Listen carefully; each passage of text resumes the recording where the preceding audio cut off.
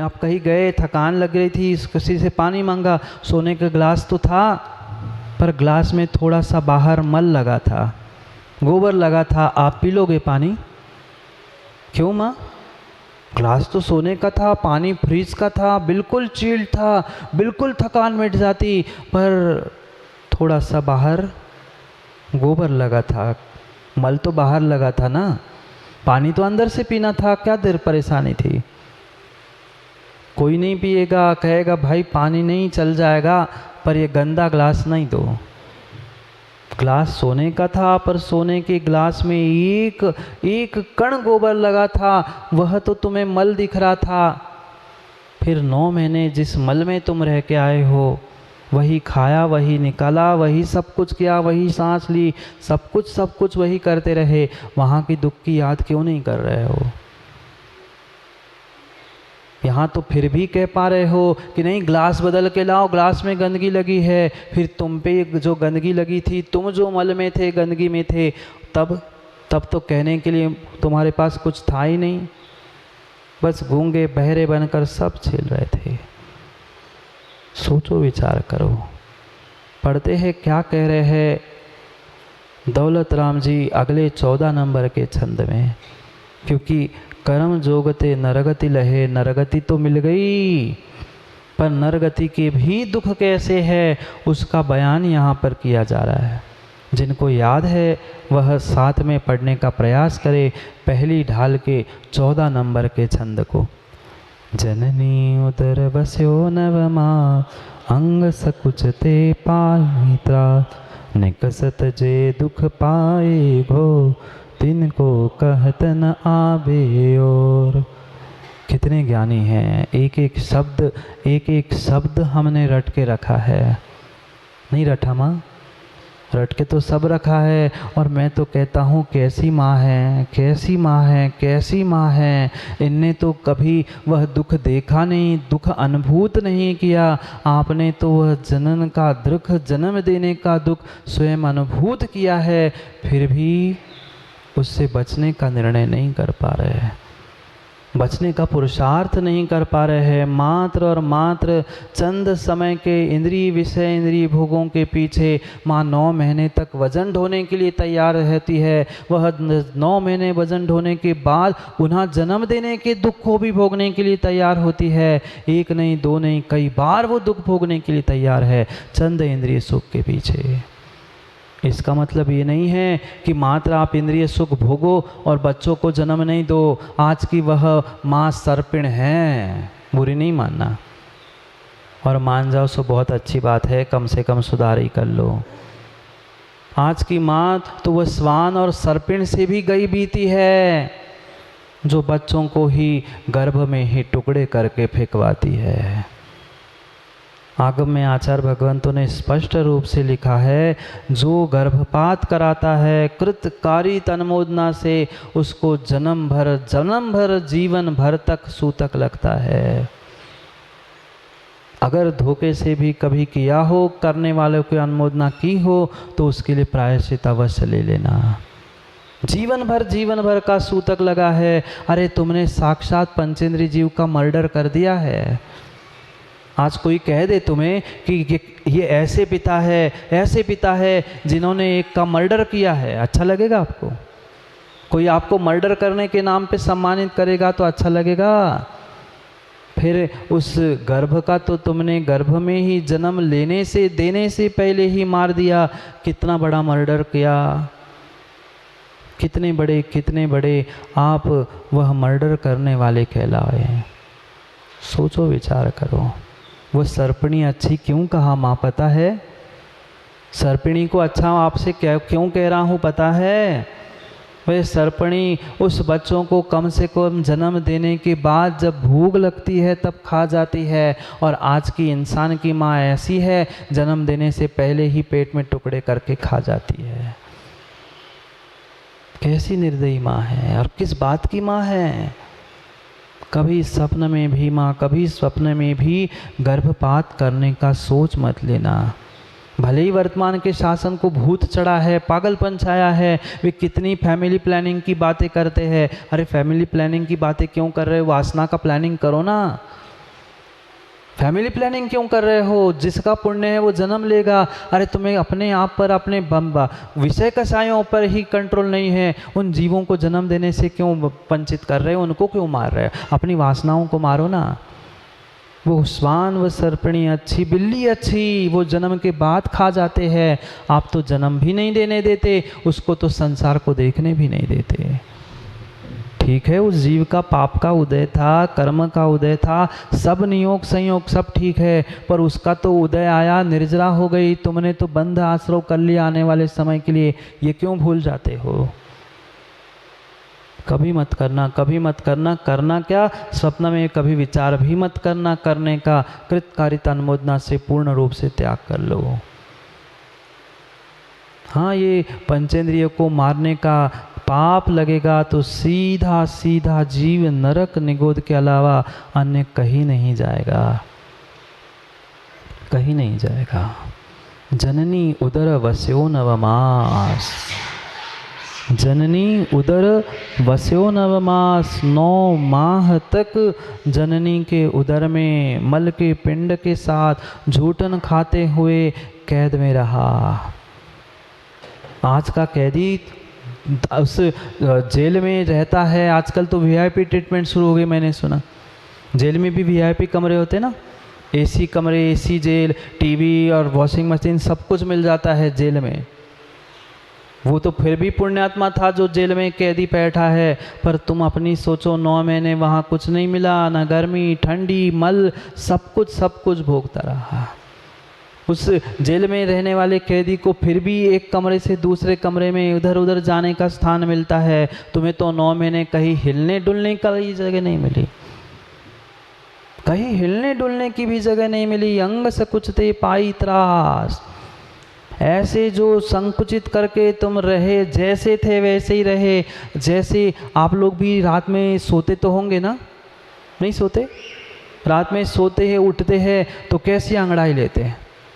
जो मज़ा अंगड़ाई लेने में आता है वो मज़ा सोने में नहीं आता। सोने के बाद जो पूरी खींच के अंगड़ाई ली जाती है, वहाँ तो कोई 9 महीने तक सीधे नहीं कर पाए, ना हाथ ना पैर।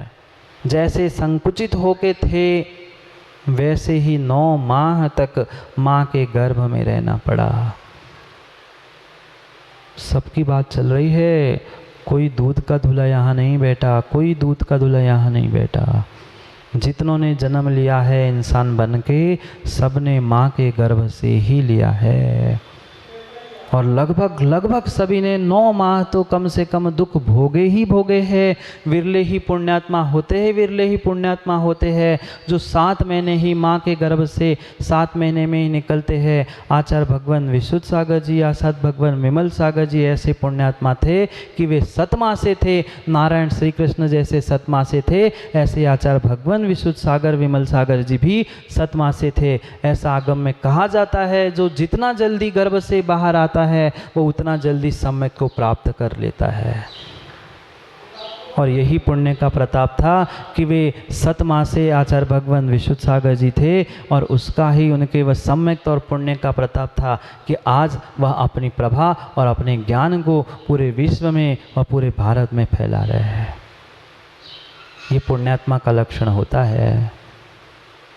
और जो पापी है वे तो 10-11 पता नहीं आजकल क्या क्या होता है।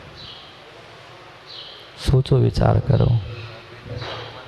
जननी उदर पस्यो नवमास, अंग सकुचते पाई त्रास। ये मत कह देना सोम सागर जी कि आजकल तो सब कुछ वो कांच के पेटी में हो रहा है। वे कह रहे महाराज जी आज तो ऑपरेशन से होता है, पेटी से होता है। त्रास तो उतना ही है, चाहे माँ के मांस हाड़ में फंसे हो, चाहे कांच के पेटी में हो, वह जितना स्थान वहाँ होता है बिल्कुल वही आप चाहे जो डॉक्टर मिले उनसे पूछ लेना। जो रचना गर्भालय की होती है, गर्भाशय की होती है, बिल्कुल वैसी ही रचना उस कांच की पेटी की, बिल्कुल वही वातावरण, वही एनवायरनमेंट और बिल्कुल सब कुछ वही बनाया जाता है, तभी गर्भ पलता है, नहीं तो वह बाहर आके मरता है। ये खुश मत हो जाना हम तो कांच के पेटी में जन्मे हैं, हम तो ऑपरेशन से जन्मे, भूल नहीं करना। दुख तो उतना ही होता है, उतना ही होता है, उतना ही होता है जितना पहले होता था, कोई अंतर नहीं है। प्रकार बदल सकता है, दुख का तरीका बदल सकता है, पर दुख में कमी किसी प्रकार से नहीं है। निकसत जे दुख पाए घोर। निकलते समय भी बच्चे को दुख, माँ को तो ठीक ही है। जब हम भी निकले थे, आप भी निकले थे, उस समय सोचो इतनी सी जगह से वह जीव खींचकर बाहर आ रहा होगा, कितना कितना दर्द और कितनी तकलीफ हुई होगी। ऐसे कहते हैं राजा भैया बुंदेलखंड में बहुत दुख होता है, बहुत कष्ट के दिन आते हैं, तब ऐसे कहते हैं, मैंने सुना है, अरे ये कौन सा दुख है आज, ये बहुत छोटा सा दुख है, तुम तो भय की याद करो। भय की याद आ जाए ना तो भय मिट जाए, ऐसे ही कहते हैं ना, भय की याद आ जाए तो भय मिट जाए। पर वो भय की भूल जाते हैं, सो हम दूसरों को तो भयभीत करते हैं और अपना भय भूल जाते हैं। याद करो, याद करो, याद करो गोटू भाई, भय की याद करो। जब भय थे तुम और हम, जो जितने भय थे, कितना दुख भोगा था, उसको एक क्षण तो याद कर लो। पर नहीं कर पाता, नहीं कर पाता, नहीं कर पाता। तिनको कहत न आवे और उसका अंत नहीं है, अंत नहीं है। इतने दुख, इतने दुख, इतने दुख है कि उसका बखान करना संभव नहीं है। क्योंकि जो अनुभव करता है दुखों का, वो ही जानता है कि दुख क्या होता है और कैसे होता है। अभी अभी महामारी में जिन जिन को वह बीमारी हुई थी, उनको ही पता है कि बीमारी क्या होती है, कोरोना क्या होता है, दुख क्या होता है।